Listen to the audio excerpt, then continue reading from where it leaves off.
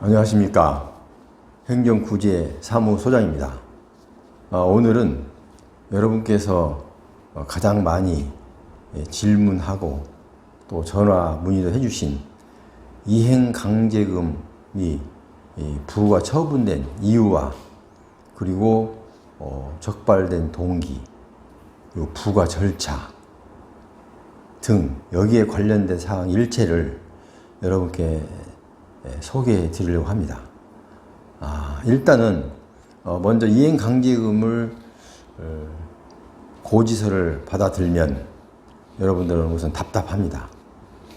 아니 내가 왜 이걸 내야 되나 하고 답답하고 여기저기 전화를 하고 어떻게 해야 되는지 조차 몰라서 몹시도 궁금해하고 또 스트레스 받는 이런 분들이 되게 많습니다. 그래서 여기에 대해서 제가 도움을 드리려고 이 방송을 시작하게 됐습니다. 입업건축 이행강제금 부과 처분은 내 건물이 입업건축물로 적발이 되어서 언제까지 그러니까 원상 회복을 하라고 공문을 보냈는데도 불구하고 보내지 않았기 때문에 결국은 이행강제금 고지서를 받게 된 겁니다. 자, 그러면 이 고지서가 발급되게 된 그 절차를 한번 볼까요? 첫 번째로 입업건축물 적발 동기를 보면 맨 처음에 항칙이라는 게 있습니다. 항칙이란 건 뭐냐면 비행기에서 공중에서 촬영하는 거죠. 만약에 광역시, 서울시 같은 서울시청에서 이 전담팀이 있어서 1년에 상반기, 하반기 두 번씩 비행기를 타면 비행기로 항측, 이걸 항측 촬영이라고 합니다. 항측 촬영을 전반적인 건물을 하게 됩니다. 그래서 거기에서 표기가 됩니다. 입안 건축물이 표기가 돼요. 자, 이런 경우가 있고, 두 번째는 해당 관청, 해당 구청에서 전수조사를 해서 적발하게 된 경우입니다. 예를 들면 지금 무허가 건물이 너무 단속을 안 하니까 너무 다 남발하고 있다.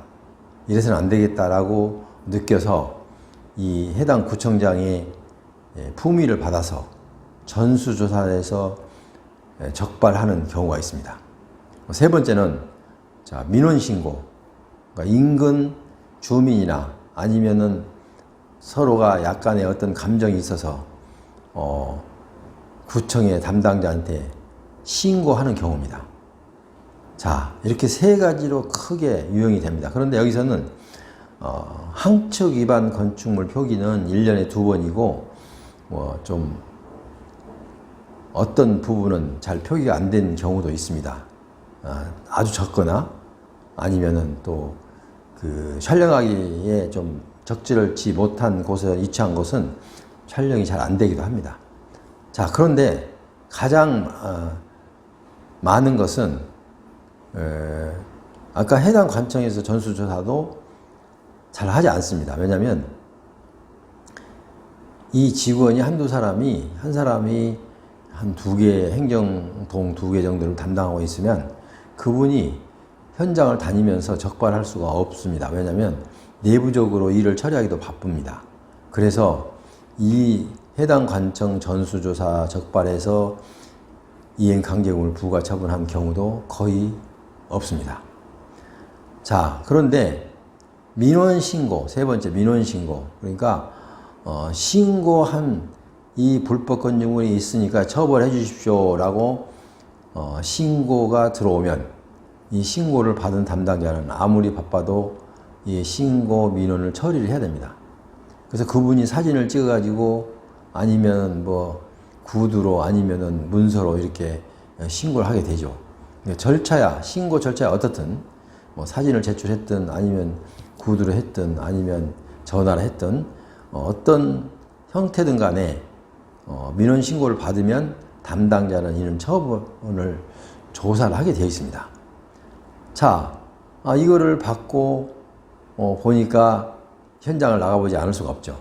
자, 현장을 나가서 사건 만약에 이제 담당이 현장을 나갔는데 입업 건축물이 맞아요. 신고 내용과 뭐 똑같거나 아니면 유사하다. 근거가 없는 것이 아니라 근거는 있는 게 맞다라고 판단이 되면 현장 조사를 하고 몇 월 며칠까지 시정 원상, 그러니까 본래의 적법한 건물로 원상 회복을 하십시오라고 시정 명령을 내립니다. 첫 번째 시정 명령을 내리고 두 번째는 시정 명령을 내렸다가 이게 고쳐지지 않으면 두 번째는 시정 명령 촉구를 합니다. 독촉이죠. 자, 그 다음에 세 번째는 그래도 독촉을 했는데도 안 해요.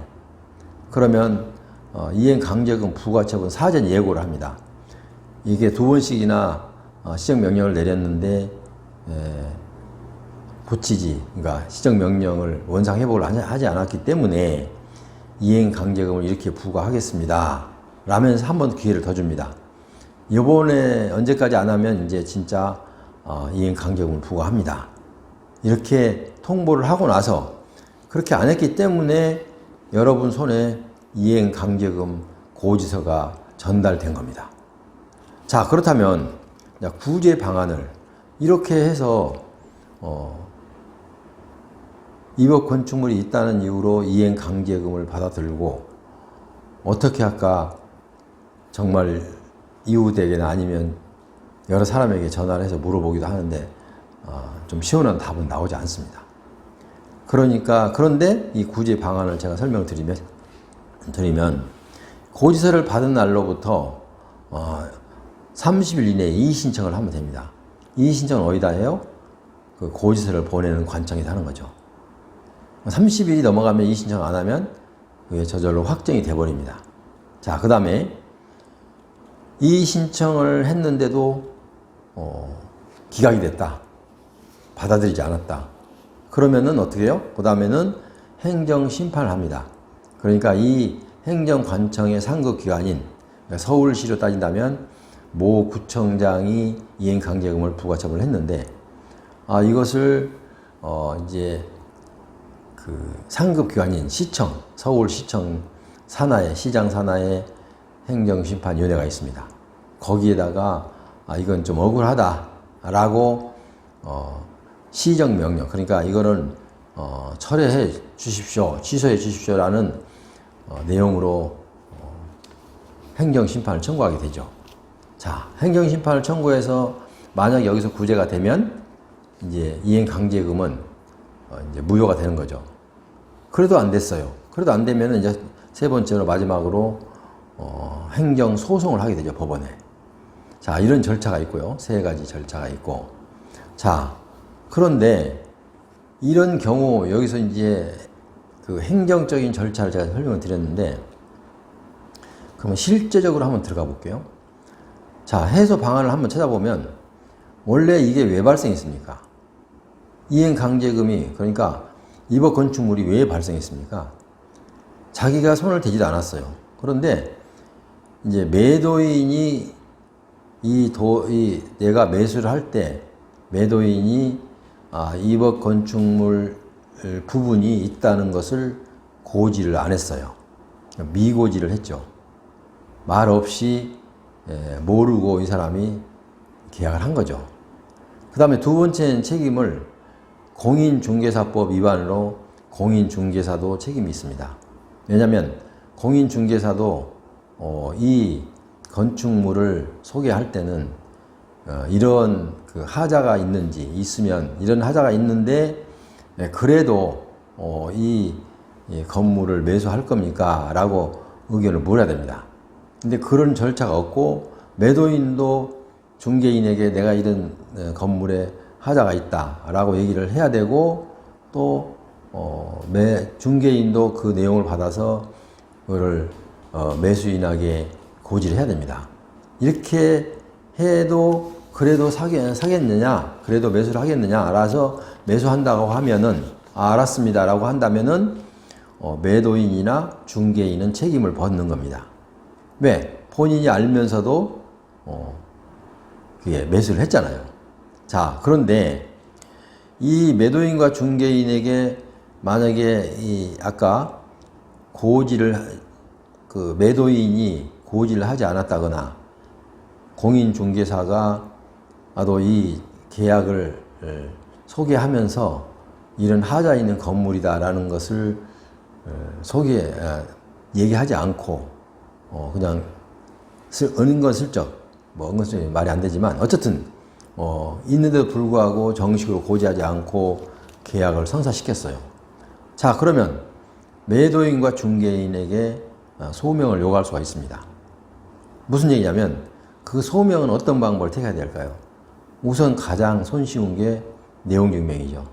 내용증명을 보내서 당신들은 매도인과 중개인은 왜 나에게 이 건물을 소개하면서 매도하면서 내가 매수인에게 이런 건물에 하자가 있다는 내용을 왜 설명을 안 했느냐, 고지를 안 했느냐라고 이제 그 책임을 물어야 됩니다. 그래서 그분이 이런저런 이유로 어떤 이유를 대든 내용 증명에다가 그 책임을 물으면은 이제 그 내용 증명에 따라서 그분들이 보고 나름대로 합의를 한다든지 이제 판단을 내리겠죠. 자, 그래도 내용 증명을 보냈는데도 안 된다. 그렇다면 이제 민사 소송으로 갈 수밖에 없습니다. 그래서 이 부적합한 그 매매 행위, 중개 행위에 대해서 내가 이렇게 손해가 발생했으니 손해배상을 청구할 수가 있습니다. 자, 이렇게 여러 가지로 방법으로 이행강제금이 부가에서부터 부가 절차, 그리고 행정구제 방안, 그리고 또 그 손실에 대한 해소 방안, 그리고 매도인과 공인중개사를 들어서 이렇게 여러 가지로 이렇게 지금 살펴봤습니다. 자, 그런데 여러분께서는 제가 설명은 쉽게 했지만 사실상 본인이 이 업무를 갖고 하려고 하면 되게 어렵죠. 아니, 내용증명은 어떻게 써야 되며 행정심판은 어떻게 해야 되며 이의신청은 어떻게 해야 되며 여러 가지 이런 또 그 부수적인 일이 생겨날 수 있습니다. 그래서 여러분께서 이 모든 건물을 매수할 때는 확실히 계약을 할 당시에 입업 건축물이 있느냐라고 먼저 물어서 있다 없다라고 하면 그 매매 계약서상 그 특이사항란에 이 건물은 이러이러한 그 입업 건축물, 그러니까 입업 사항이 전혀 없다라고 특이사항에 이렇게 병기를 해놓고 사인을 하면 나중에 문제가 되면 그거를 책임을 강하게 물을 수가 있습니다. 자, 그래서 이 계약할 때도 상당히 중요합니다. 그런데 많은 사람들이 이거를 이 당시를 소홀히 해서 그래 놓고 나중에 후회를 해봐야 소용없습니다. 이미 버스는 지나갔어요. 버스 지나가면 버스는 되돌아오지 않습니다. 자, 그러면 보상을 받으려면 내가 택시를 타고 가서 그 버스를 타야 돼요. 자, 이런 어려운 방법까지 가게 되죠. 그래서 제가 이런 부분에 대해서 여러분께 지금 강의를 하지만, 방송을 하지만, 이런 부분에 대해서 여러분께서 저에게 질문을 해주시고 또 상담을 요청을 하면 제가 상담을 해드립니다. 그래서 어느 부분까지는 여러분께 속 시원하게 상담해 줄 부분도 있을 거고 또 경우에 따라서는 그렇게 하지 못할 경우도 있을 것입니다. 그러니까 어쨌든 저는 오늘 여러분께 다시 한번 말씀드리면은 이행강제금 부과 처분을 했는데 왜 이게 이행강제금이 나한테 부과 처분이 되어 있는지 그 이유를 여러분께 상세하게 설명드렸습니다. 첫째, 입업 건축물이 적발된 동기를 얘기했고요. 비행기로 촬영한 항칙상 입항 건물의 표기가 되어 있을 때와 해당 구청에서 전수조사를 해서 적발을 할 경우와 그 다음에 민원 신고를 해서 적발된 경우, 이렇게 세 가지가 있다고 했습니다. 자, 그러면 부가 절차는 담당이 민원 신고를 받고 아까 여기서 되돌아가서 항칙상 위반된 건물도 그리 많지 않고, 더더군다나 행정관청에서 전수조사하는 것은 거의 없습니다. 그리고 민원 신고가 이행강제금 부과 처분의 주축을 이루고 있습니다. 자, 그래서 그럼 부가 신고를 받은 담당은 당연히 나와서 현장을 보고 시정명령을 합니다. 언제까지 원상 회복하십시오 라고 시정명령을 하고, 또 그 다음에 독촉을 한번 하고, 그리고 사전 예고를 하고 이행강제금을 부과 처분을 합니다. 자, 이런 절차가 있다고 했습니다. 자, 그러면 이 내용에 대해서 억울하다고 생각하면 이 부과가 되면 30일 이내에 이의신청을 해야 됩니다.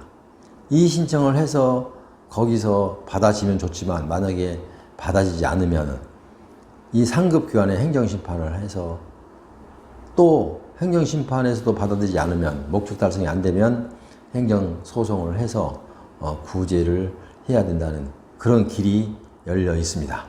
자, 그 다음에 이제 해소 방안은, 자, 여기는 행정 절차, 그러니까 이행 강제금이 부과된 내용에 대해서 취소를 할 수 있냐 없냐 하는 그런 절차를 설명드렸습니다.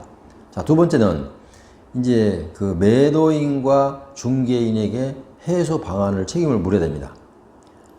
매도인은 내가 매도인이 그 건축물에, 자기가 소유가 있던 건축물에 위법사항이 있다는 사실을 그 계약 당시에 고지를 해줘야 됩니다. 그리고 공인중개사도 중개사법에 따라서 중개를 할 때는 적법하게 중개를 해야 됩니다. 그리고 적법하게 한다는 것은 그 건물에 위법 건물이 있는지 없는지를 확인이 돼야 됩니다. 자, 그래서 있는지 없는지 확인이 되어서도 불구하고 그래도 사겠다 하면 이 사람들은 매도인과 중개인은 책임을 벗습니다. 그런데 이분들이 고지를 않고 그냥 매매 계약을 성사를 시켰어요. 그리고 나중에서 알았잖아요. 그래서 이분은 이제 이분들에게 책임을 물을 수밖에 없어요. 왜 그걸 고지를 안 했느냐? 당신은 왜 공인중개사는 중개사법에 따라서 적절하게 서민들에게 피해가 가지 않도록 중개를 해야지, 왜 이 중요한 사항을 고지하지 않고 지나갔느냐? 그러니까 여기에 대해서 책임을 져라. 그래서 매도인과 중개인에게 소명을 요구하는 내용증명을 보낼 수가 있다고 했습니다. 제가 내용증명을 보고 그분들이 우리가 잘못했다, 매도인하고 중개인하고 이렇게 만나서 협의해서 우리가 좀 적절하게 손실이 적은 방향으로 한번 해보자 해서 그분하고 가서 매수인에게 거기서 해결이 되는 경우도 있습니다. 자, 그렇지 않으면 매수인은 또 공인중개사를 걸어서 이분이 공인중개사법에 따라서 적절하게 소개를 하지 않고 부적법하게 했으니까 이분에게 처벌해 주십시오라고 해당 구청에 요구할 수도 있습니다. 물론 그 결과야 해당 구청에서 결정할 일이지만, 자, 그런 경우가 있어요. 자, 그래서 여러분께 여러 가지 장황하게 설명을 드렸죠. 그러니까 이 설명에서 제가 이 설명 내용을 그 설명란에 자세하게 기입을 해서 부과를 해 놓을 겁니다. 맨 하단은 제 전화번호까지 소개를 할 겁니다.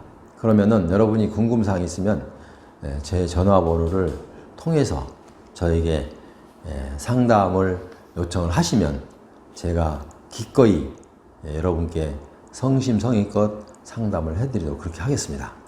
자, 오늘은 여기까지 방송을 개략적으로 마칩니다. 그래서 여러분께서는 제가 더 상세한 설명을 설명란에 기입해 놓을 테니까 보시면 충분히 이해가 되시고, 이해가 안 되시면 저에게 상담 요청을 하십시오. 지금까지 함께 하신 여러분 대단히 감사합니다. 아직 구독과 알람 설정을 하지 않으신 분은 알람 설정을 부탁드립니다. 구독과 알람 설정 부탁드립니다. 감사합니다.